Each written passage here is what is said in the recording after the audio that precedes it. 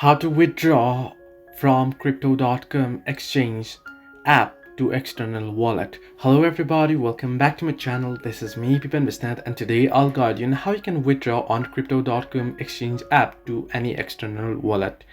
Well, the process itself is pretty simple and easy, so let me guide you through. First things first, you want to open up your crypto.com wallet. And once you open up, you want to tap on the transfer tab at your home screen, right? You want to tap on the transfer and then you want to select the option that says withdraw.